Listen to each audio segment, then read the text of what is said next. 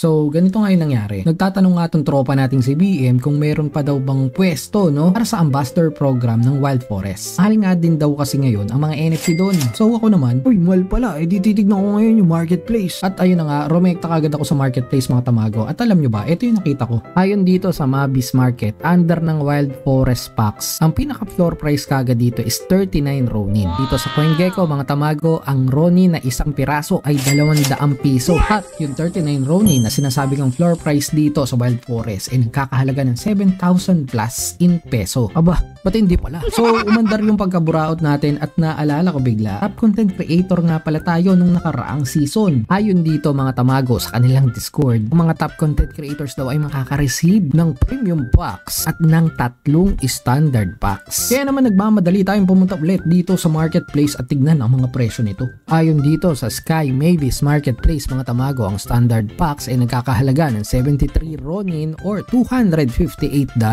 May barya pa yan, di ko nalang sinama. At ang premium packs naman mga tamago ay nagkakahalaga ng 305 Ronin or 1,000 plus US dollars. Siyempre, umatikabong adrenaline rush ang dumaloy sa aking dugo kaya ichinik ko kagad yung aking account. So, nagmamadali nga akong pumunta dito sa aking account at tinignan ko mga tamago, wala dito ni isa yung premium packs at kahit basic packs. So, sabi ko mga tamago, anyari sa inyo Wild Forest, bakit wala akong reward? Kaya ang pinakaginawa natin eh syempre kumalma lang muna tayo at minessage natin yung mga developers. So naglogin ako sa aking Telegram, minessage ko si Rosben, siya ang isa sa mga developer dito sa Wild Forest at sinabi sa akin na dun daw pala sa lumang wallet ko nila na-isend. So ayun naman pala, meron naman pala. So tara, check na natin. At eto na nga yung mga sumunod na nangyari. What's up mga tamago, Arinolo sa inyong lahat at ngayon nga titignan natin kung dumating na ba yung aking packs dito sa Wild Forest. Yo, nandito na kaya? Sana andito na. Ito, rewards. At naandito na nga ako mga tamago sa rewards. At ito na, dumating na nga. Basic plus 6, standard pack 3, and premium pack 7 mga tamago. Grabe naman yun ha. Tignan natin magkano to mga tamago. Nabubulol pa ako ha. 7 na Wild Forest packs. $1,000 guys, $1,000. 7 yung nasa atin ha. At ito pa ha, mayroon pa tayo doon na ano ba yung nasa atin? Ito, itong may salamin, may Geiger counter, basic plus pack at saka standard. Kung titignan natin dito, ang presyo niya ay 440. Ilan ulit? Ilan yung ganyan natin? Times 6 mga tamago. Times 6, 440 times 6. At isang standard pack. Standard pack mga tamago. Ito.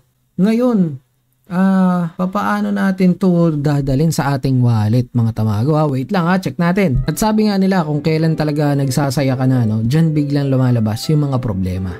So ayun mga tamago, ito nga pala yung luma akong wallet.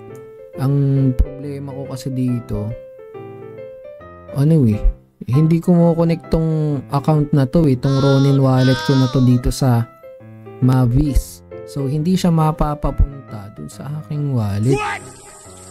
Ano natin ibebenta to? Teka lang ha. Connect Ronin wallet. Try ko lang mag-sign in kasi ito nga yung dati, ito na yung problema eh. Ito ha, may nag-pop up, isa-sign in ko lang. At ayun, ito, kitang-kita yun sa taas. You cannot link with exist profile. Paano bebenta to? Wala na mga tamago. Yari sa inyo. Huwag kayo iiyak. Hindi maki-claim to eh. Wala, hindi mag-connect yung ano. Ito kasing Mavis, ito yung Mavis account na to. Ito yung gagamitin dapat dun sa pag-login dun sa Wild Forest para mga laro ka. Hindi nga mailink yung wallet. So papa,